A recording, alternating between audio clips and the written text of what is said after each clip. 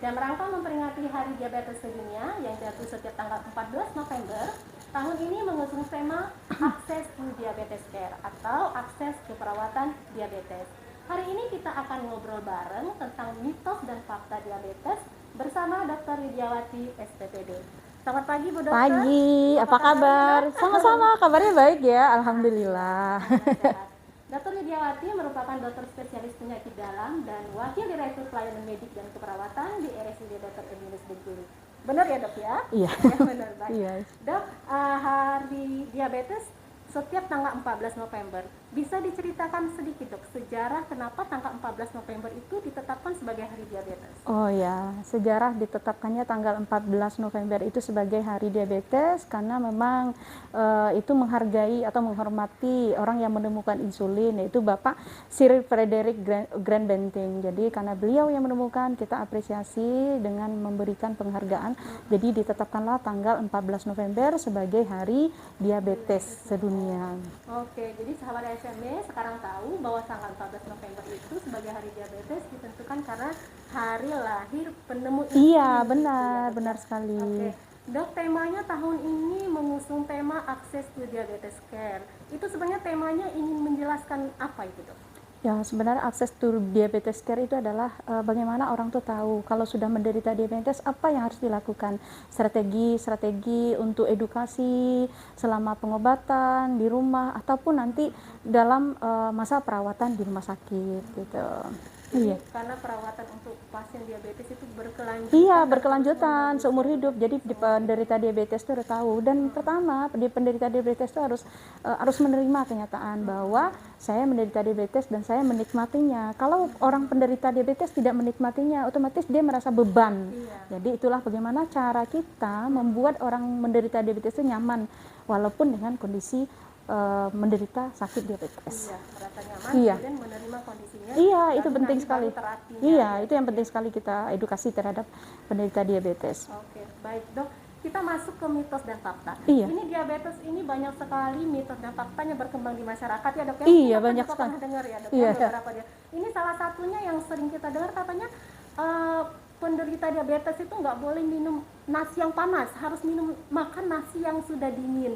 Itu benar nggak sih dok? Waduh, itu sebenarnya salah ya, mitos seperti itu. Nasi apapun, baik nasi yang panas, nasi yang dingin, sama aja nilai karbohidratnya. Yang paling penting pada penderita diabetes adalah menjaga pola makannya. Kadar karbohidrat yang dimakan itu ada presentasinya. Jadi nanti harus tahu, tidak perlu perlu perhatian khusus. Jadi termasuk nasi, kentang, atau semua yang mengandung karbo itu sangat harus diperhatikan. Yang paling penting adalah bagaimana menjaga supaya karbo itu jangan terlalu banyak dikonsumsi oleh penderita diabetes. Ini dok, ada lagi nih dok. Ada yang bilang bahwa orang tua yang diabetes itu anaknya pasti bakal diabetes juga. Itu gimana dok? Gimana ya? Jawab nggak ya? Jawab Ini menarik sekali pertanyaannya. Menderita diabetes pasti akan menderita kencing manis juga ya orang tuanya. keturunannya. Oh ya. Perlu kita ketahui diabetes itu kan memang penyakit turunan. Tapi yang paling penting adalah tidak semua penderita diabetes itu menderita diabetes. Yang paling penting bagaimana dia menjaga gaya hidup, pola makan. Nah, itu yang paling penting.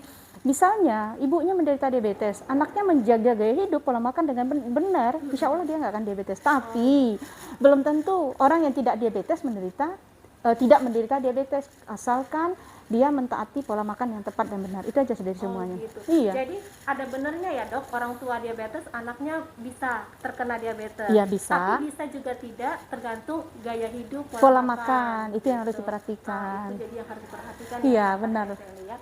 Dok, kalau istilah diabetes kering, diabetes basah itu gimana dok? Itu benar ada dalam istilah medis atau hanya istilah awam masyarakat saja? Oh iya, ini menarik sekali ya, diabetes basah dan kering. Saya juga di praktek sehari-hari sering mendengarkan seperti itu. Dok, saya ini diabetes kering loh dok, saya diabetes basah. Nah, jadi perlu di sini dijelaskan, diabetes kering dan diabetes basah itu tidak ada. Yang ada itu adalah diabetes tipe 1, usia muda, atau diabetes tipe 2, atau diabetes gestasional akibat hamil. Jadi itu yang harus diketahui.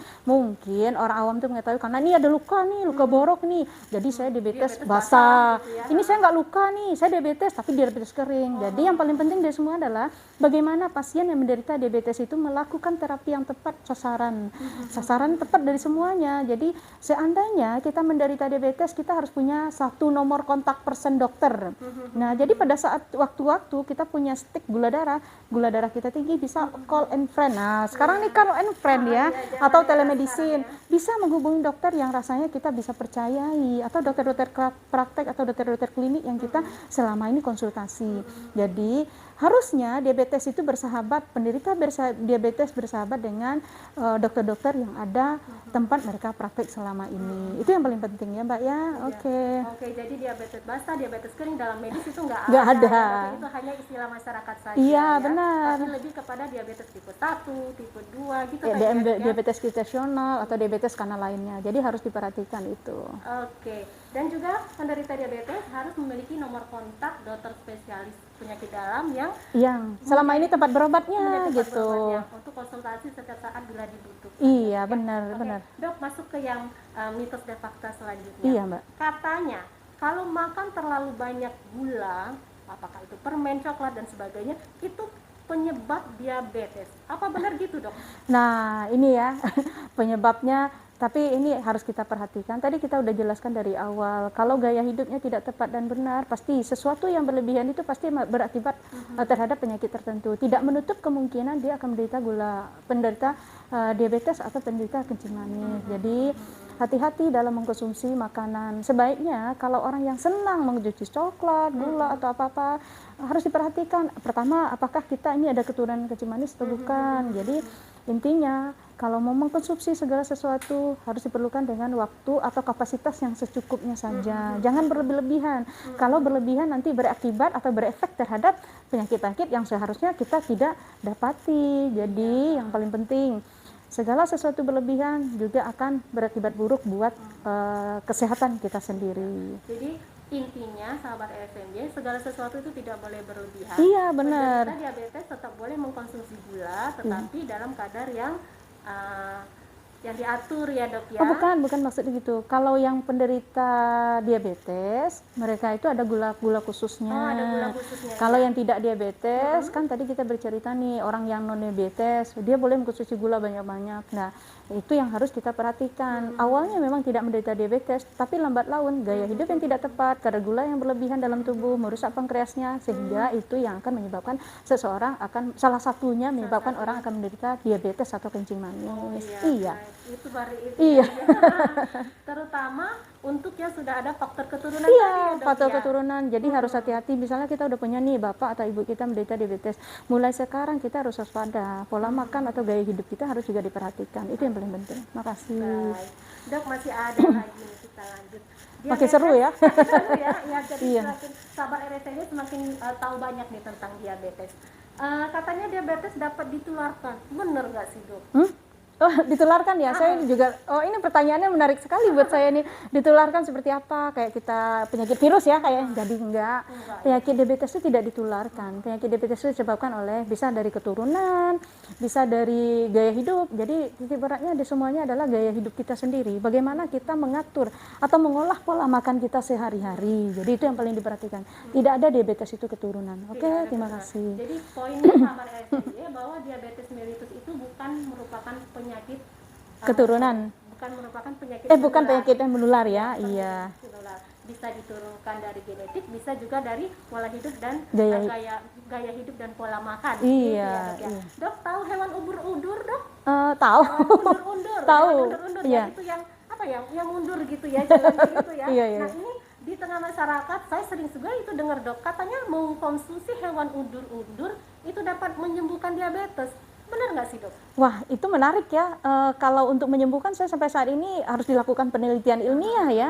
Jadi tidak bisa kita menyatakan orang yang makan undur-undur bisa terhindar dari penyakit diabetes atau sembuh diabetesnya. Saya rasa itu harus dilakukan penelitian yang lebih spesifik sekali. Tapi sampai saat ini saya belum mendapatkan literatur mengenai hewan undur-undur. Mungkin kalau memang itu bermanfaat, kenapa tidak? Tapi saat ini belum ada penelitian yang sahih tentang itu. Berarti saat ini masih bisa dibilang itu adalah mitos ya dok, Iya. karena belum ada penelitian secara resmi Iya. yang menyatakan bahwa undur-undur bisa menyembuhkan diabetes. Iya, benar-benar, Mbak. Banyak nggak sih dok pasien diabetes di poli kita? Wah, kalau banyak sih saya kurang ini ya, lumayan pasiennya. Jadi biasanya pasien di poli itu kan bermacam-macam, tidak khusus pasien diabetes mellitus saja.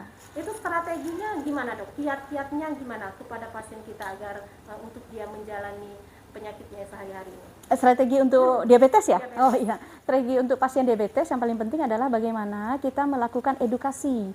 Edukasi kepada pasien diabetes itu yang paling penting. Kalau sudah diabetes itu artinya seumur hidup ya. Kalau seumur hidup, yang pertama kita tanamkan rasa cinta dulu. Tanamkan rasa ikhlas. Oh, saya ini menderita kencing manis atau saya diabetes mellitus.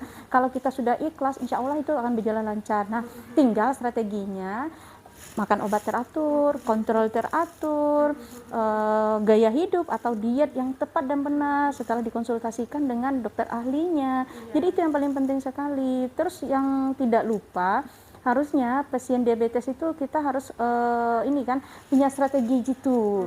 Ya, penderita diabetes itu tadi sudah saya sampaikan dari awal harus mempunyai kontak person nih.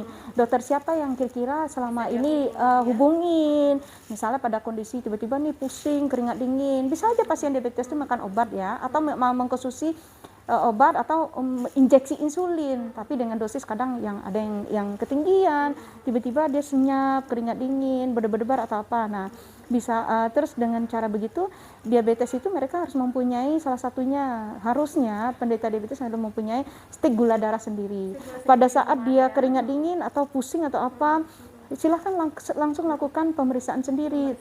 Terus nanti hubungin dokter yang selama ini dipercaya. Itu strategi salah satu cara supaya penderita diabetes ini bisa kita selamatkan. Itu salah satunya. Berarti edukasi pasien dan keluarga. Iya, keluarganya penting sekali. Iya.